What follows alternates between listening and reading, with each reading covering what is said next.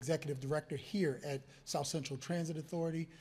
We run and manage Red Rose Transit. I'm so happy and welcome you all to being here.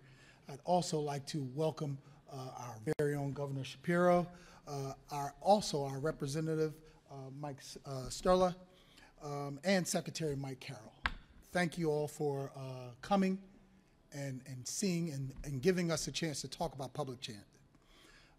South Central Transit Authority is thrilled to have Governor Shapiro here today at Red Rose Transit Authority, the headquarters.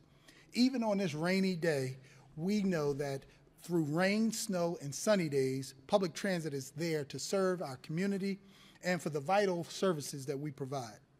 Thank you all again.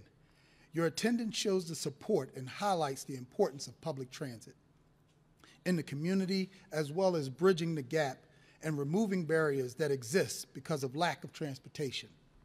The governor's visit today emphasizes the need for more investment in public transit to benefit the communities across the state, but not only in the two bookmark locations in our state, but here in Lancaster County. And we stand with him in removing all of those barriers and his budget proposal and what his budget proposal has done for us.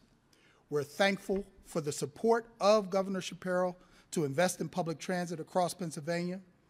Lancaster's public transportation system provides vital transportation for our community, helping get people to jobs, medical appointments, and, as usual, educational opportunities.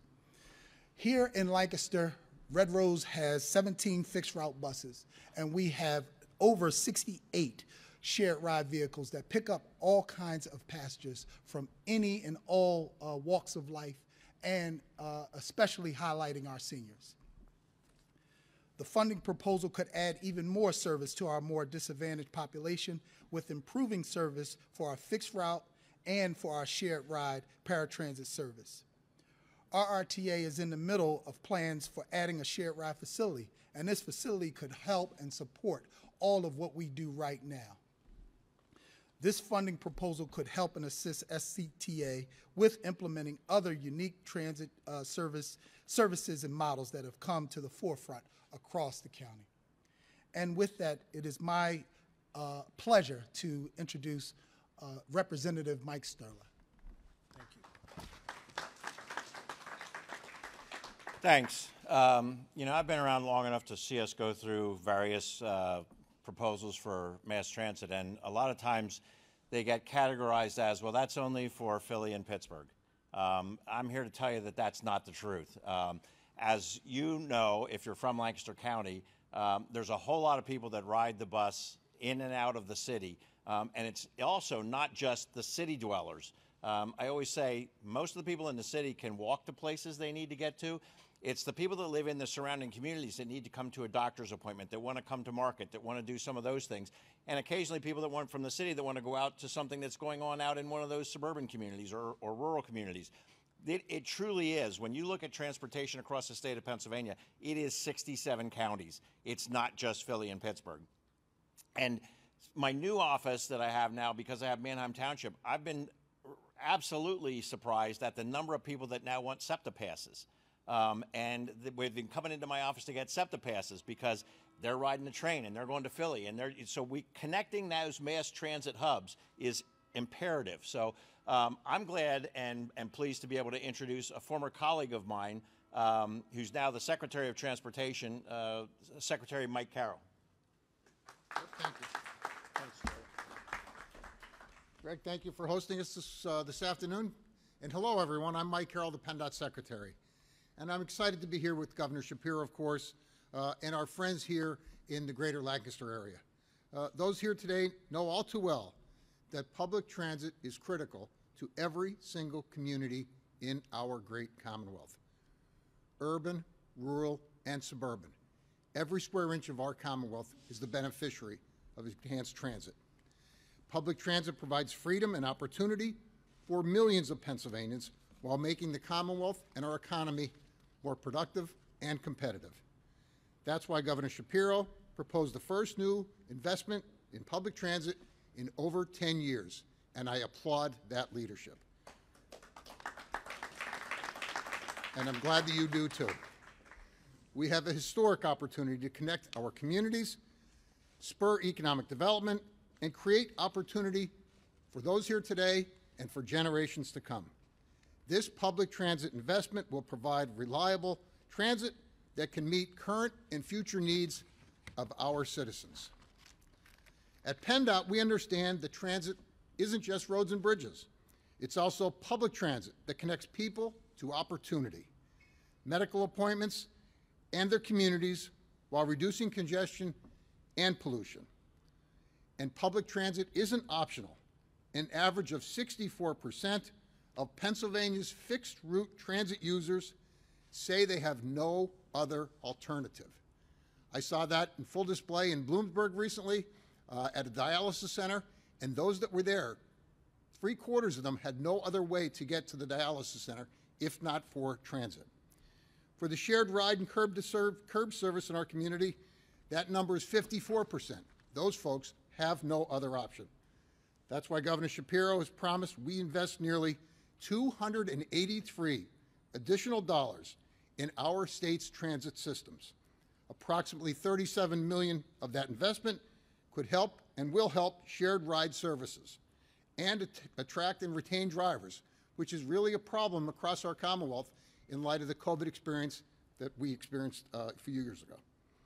This would be the first major investment in public transit in more than a decade, as I said. The public transit during that decade, of course, endured the reduction in users because of COVID, but transit agencies like this one here have really been leaders across our state with people returning to both fixed route and to shared ride. If the General Assembly, as part of the budget process, accepts this significant improvement, agencies across our state will be the beneficiaries, and the 13 million Pennsylvanians will be the beneficiaries. To give you a sense of scale, last year's public transit agencies provided nearly 232 million fixed route trips. Nearly 24 million of those were senior trips, including millions and millions of trips in rural Pennsylvania. Shared ride services provided 4.5 million trips last year. 2.6 million were taken by seniors and persons with disabilities. Of those 2.6 million trips, 44% are for medical appointments. Those trips are critical. That underscores why we're here today. You'll hear more from my colleagues on this investment offered by the governor that would help stabilize service, minimize fare increases, and provide an opportunity to enhance routes. Clean, safe, reliable public transit is especially critical for residents who rely on transit for medical services, as I said. Adequate transit service directly impacts health care for many, no matter where they live in Pennsylvania. And I'm proud to stand here today with Governor Shapiro and advocate for this inclusion in the state budget.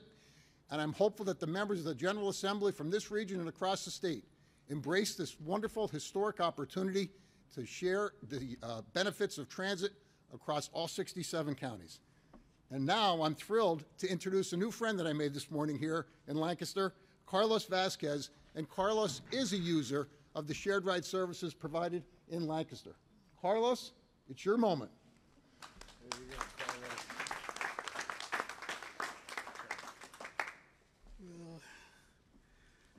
What's happened?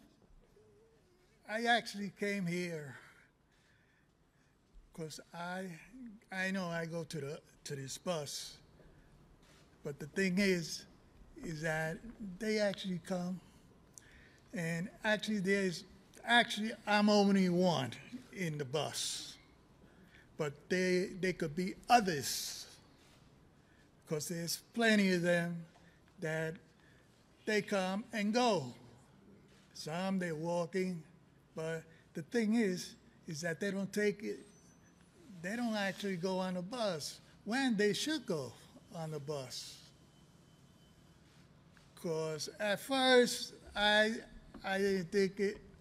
I thought it was like nothing. Because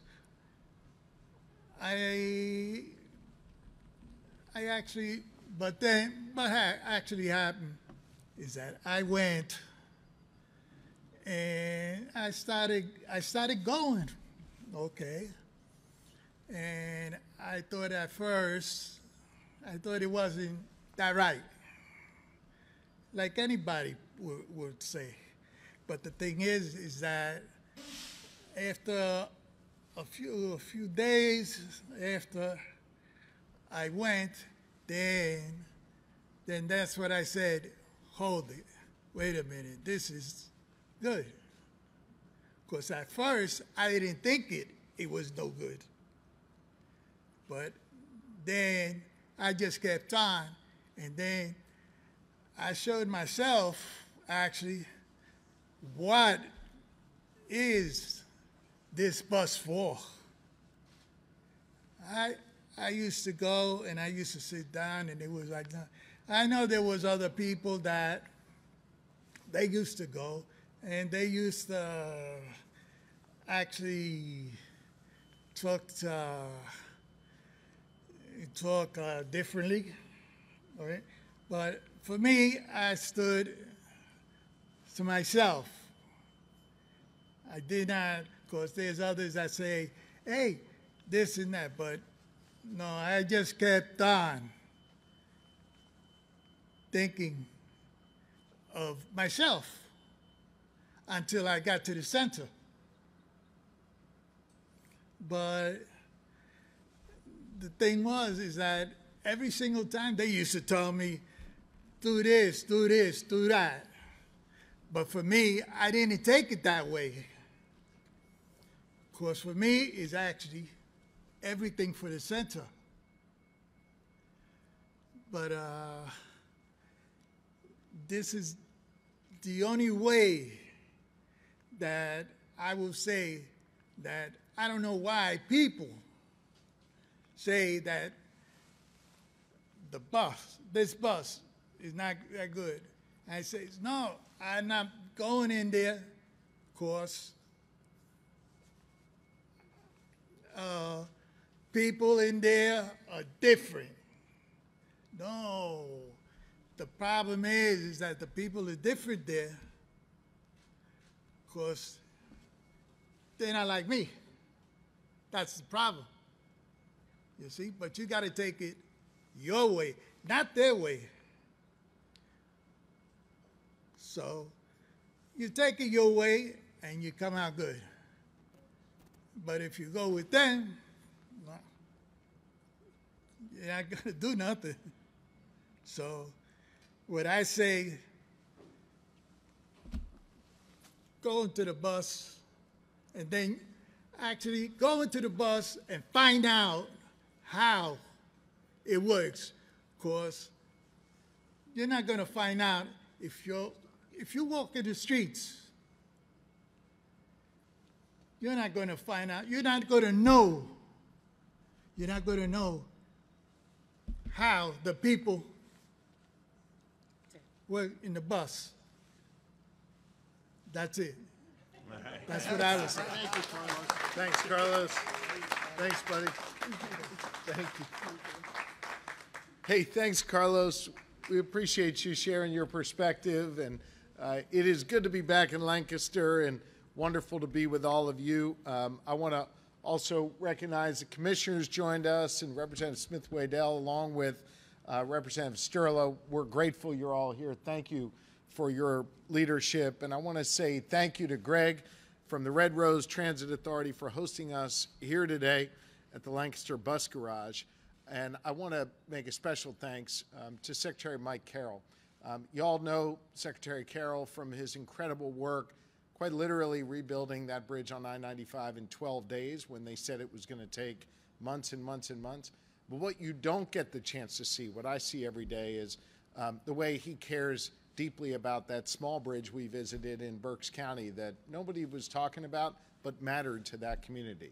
The way he cares deeply about those who ride our rails, those who are on our buses, those who need to get to their jobs or their kids need to get to school. This guy cares deeply about Pennsylvania families and the role that transportation and infrastructure plays in their lives is really important, and he gets it. I'm so proud that you're a member of my cabinet and grateful for your leadership and your friendship over many, many, many years.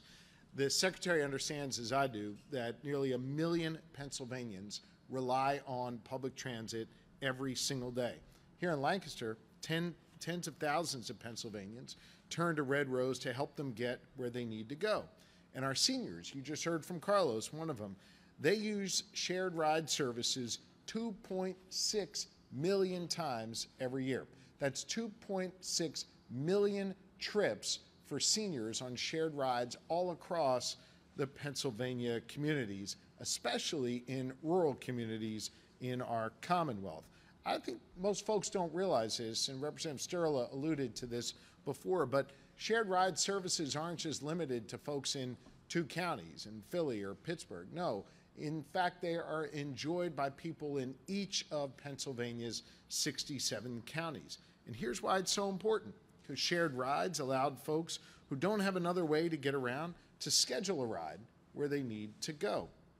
And they get picked up at their door and dropped off at a location of their choice. This is really critical for those folks across Pennsylvania. And so the combination of fixed route bus services and curb-to-curb shared ride services gives so many of our neighbors the flexibility they need to live and work and play and travel independently, something that I know Pennsylvanians desire and deserve. For older Pennsylvanians in particular, public transit means that they can get to doctor's appointments, pick up medicines, and access services that they'd otherwise miss out on, like those that are available at adult day services. And as Carlos can tell you, those day centers give older adults and folks with disabilities a safe and engaging place to spend their day and to have some fun while getting the additional supports they need to live their lives independently. You know, here in Lancaster, there is an adult day center right next to the Queen Street bus depot. And so in this community, anybody can access public transit, can also access the important services that centers provide for older adults who live with dementia or who need extra help during their day or who need some consultation on the medications they need to take. Many older Pennsylvanians, well, they can't drive, they can't afford to drive, and so public transit is really, really essential for their day-to-day lives. And this is just one example of the importance of public transit and why we desperately need to fund it in this year's budget. Public transit provides freedom and opportunity for its riders. But let's be clear, public transit benefits every single Pennsylvanian, whether you ride a bus or not. Let me explain. Major employers across our Commonwealth, well, they count on trains and buses and trolleys to get their employees to and from the office. And I can tell you as someone who is aggressively pitching new businesses to come to Pennsylvania, and we've had a ton of success in my first year or so in office, many of those employers who want to set up shop in Pennsylvania ask me, is there mass transit available for my employees? This is a selling point for our Commonwealth to be more competitive. And so public transit and investing in it, it makes us more economically competitive, and it helps us sell our Commonwealth to new businesses. A strong public transit system gives a real boost to small businesses that are really the engine of our local economies because, of course, they benefit from riders showing up at their small businesses, at their local restaurants and bars. A single dollar invested in public transit generates $5 of economic activity across Pennsylvania. That's a pretty darn good ROI. $1 invested in mass transit yields $5 of economic impact all across our Commonwealth. And it also means fewer cars on our road, less air pollution, reduced traffic congestion, less time sitting in traffic. And that is good for each and every Pennsylvanian. Pennsylvanians, well, they deserve clean, safe, reliable, on-time mass transit. And our growing economy demands that we provide it. That's why, as you heard from the Secretary before, I'm proposing the first major new investment in mass transit in more than a decade. The time has come for us to invest, and invest big time in mass transit. Under my plan, the 32 transit systems across Pennsylvania will receive $1.5 billion in new funding over the next 5 years. That means $5.6 million specifically for the South Central Transit Authority, which operates the Red Rose Transit right here in Lancaster, and an additional $37 million to support shared ride services all across our Commonwealth, benefiting all corners of Pennsylvania, and another big win for our seniors here in Pennsylvania. Red Rose Transit plans to use some of that money to improve services, including building a dedicated maintenance facility for shared ride vehicles. Transit agencies across Pennsylvania could also use this funding to increase the frequency of shared rides and bus services, or attract and retain well-trained drivers, and to study existing routes to make sure they match the community's current needs and update the needs as they come. Upgrade the public transit infrastructure to ensure that all of our facilities are safe and they are accessible.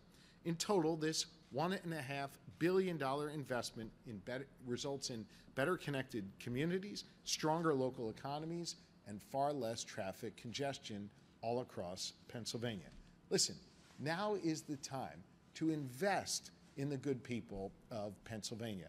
About 3 months ago, I proposed my budget to lawmakers in our state capitol. We are sitting today on a $14 billion budget surplus, a surplus that has now been acknowledged by Democrats and Republicans alike. It is time that we make critical investments in education, in public safety, in economic development, and in our infrastructure like mass transit. And listen, if you take my entire budget, which is balanced, and cuts taxes, and you make all of the investments that I proposed, we will still have an $11 billion surplus at the end of that. I share that with you because I'm saying now is the time to bet on Pennsylvanians and invest in Pennsylvanians and do our part to upgrade our infrastructure so we can provide for people like Carlos, we can provide for all 67 counties across Pennsylvania, we can be more competitive, we can do big things in Pennsylvania when we have a healthy mass transit system with it. So I want to call on lawmakers of both parties, Democrat and Republican alike, to do what's right, and that is invest in mass transit. Help seniors like Carlos get where they need to go and make smart investments in Pennsylvania. Now's the time we can invest, we can cut taxes, we can have a balanced budget, and we can do big things for Pennsylvania. And with that, I'd be happy to take a few questions from the media or anyone here. Take a few questions. Yeah, Steve. My home county is Huntington County. Does not have a transit authority like we have here in Lancaster. How would the money be allocated to a small county like that? Would it be allocated to Blair and the center to have shared rides come to Huntington, or would the money be given out to the county to do as they see fit? They will benefit from it. I'm going to have the Secretary talk about the mechanics of the flow of the dollars. Mr. Secretary. Thank you. Of course, the transit agencies in rural Pennsylvania would be the beneficiaries by virtue of the program funds that are delivered by a formula. So the folks in Huntington County would continue with the shared ride program that they have with the enhanced additional funds that the governor is offering. I don't know off the top of my head whether Blair or Center provide that in Huntington, but I know this. There's shared ride in every county in this Commonwealth, including Huntington. Another question. You're really pushing your luck today, Steve. Off topic. Yeah, I've come to you on off topic. Let me just see if there's anything else on this. I'm not blowing you off though. Anything else on this? Governor, can you speak of the chunk of money that would go to public transit if this is approved as you propose it? Huge chunk goes to SEPTA, but also Pittsburgh is a fairly large chunk. Can you differentiate between the two big cities in the state? SEPTA and Philly is sort of its own entity in terms of challenges, discussion, but Pittsburgh is its own entity. Can you speak to that? The Secretary can talk through how all the dollars break down from a formula perspective and how they're driven out. But I want to stress the enhanced resources that I am proposing and calling on Republican and Democratic lawmakers to pass will benefit each of Pennsylvania's 67 counties. And as I said before, even if you are not a rider of mass transit, even if you're not hopping on a bus or getting on a train or trolley, the entire Commonwealth of Pennsylvania benefits by virtue of investing in a strong mass transit system. It makes us more competitive, it gives us more opportunity, it attracts employers, it's better for our planet, it creates jobs. These are important jobs, particularly good union jobs that benefit from investing in mass transit, and this goes to benefit all Pennsylvanians. As for the formula as to how that's driven out, I'll ask the Secretary to lean in on that. I'm happy to get you the precise numbers after the event is over, but it suffice to say for SEPTA, of course, the largest allocation because they're the largest transit agency, over $100 million. And for Pittsburgh Regional Transit Authority, the second largest transit authority in our Commonwealth, under $100 million. But again, every single transit agency, including right here, will be the beneficiaries. And for this region, $5 million is a substantial investment, thanks to the governor's leadership. Can I just add one thing? Because years ago we were looking at this, and the cost per rider, the more rural the county, the more rural the system, the higher the cost per rider. Because when you think about it, somebody's got to go 30 or 40 miles, and you're taking somebody to a doctor's appointment. It's one person on the bus. When you get to Philly, that person that's going to the doctor's appointment is sitting on the bus with 30 other people who are going to doctor's appointments along the way. And so we always look at that. Well, what's the total number? Look at the total cost per rider. The ones that benefit the most are some of the more rural areas in terms of getting people to where they need to go. And think about this also in terms of, I don't know what the exact percentage is of people that are going to doctor's appointments, but talk to doctor's offices and ask them whether the people that are coming there on shared ride actually get to the appointment versus the people that say, my neighbor said they'd take me, but then their kid got sick and they couldn't take me, and now I had to cancel my doctor's appointment, and now the doctor's got an open slot that the waiting list is 3 months long, but they got the call 20 minutes beforehand to say, I'm not going to make my doctor's appointment. Those things have economic impacts, not just to the person that's taking the bus, but to the facilities that they're going to. And it is critical for some of these things to make sure that people actually know that they have reliable, dependable access, particularly in rural areas. Try getting to a grocery store in a rural area if you don't have a car.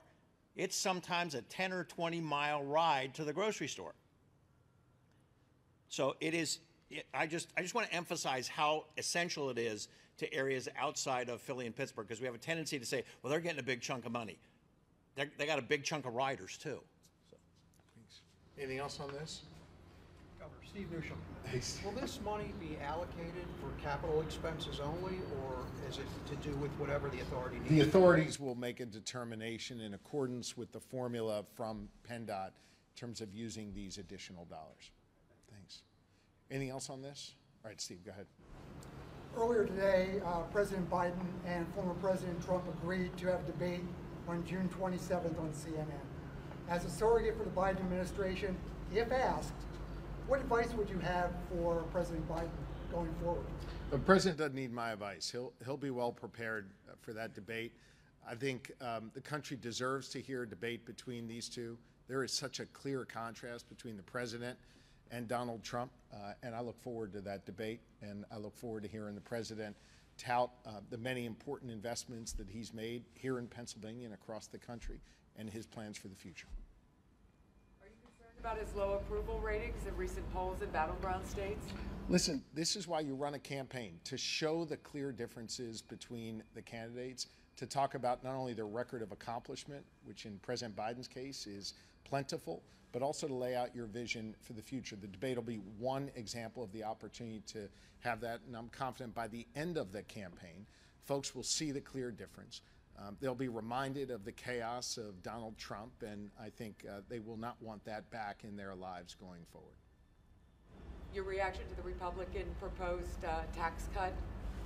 I mean, I proposed a comprehensive budget 3 months ago that funds education and public safety, economic development, agriculture, and much, much more. 3 months later, they put forth a tax cut plan. I'm for cutting taxes. I proposed cutting taxes. This is one piece of the broader conversation that we'll have going forward. I think it's interesting they acknowledged that we have a surplus, and now it's time to invest that surplus. So I think that is a step forward in our process, and I can tell you there's been some constructive dialogue going on, and we'll continue to have constructive dialogue. Do you support that? We've had some constructive dialogue, and there'll have to be a broad package that's going to have to pass a Democratic House and a Republican Senate, and that's going to require all of us to compromise. Understand, I am literally the only governor in the entire country with a divided legislature, and that means for us to get anything done, it's going to require Republican votes and Democratic votes.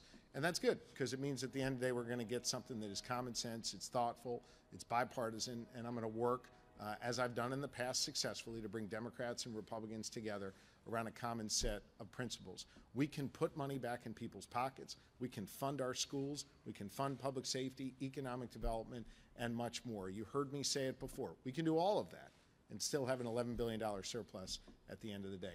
Now's the time to invest. Okay? Thank you. Oh, sorry, go ahead. Just want to say I interviewed Mark Rossi last week, Rep. Mark Rossi. It's been about 6 years since you as Attorney General supervised an office that issued this landmark report on the child sex abuse scandal. To date, state government has not opened a window for child abuse victims from years ago to file lawsuits.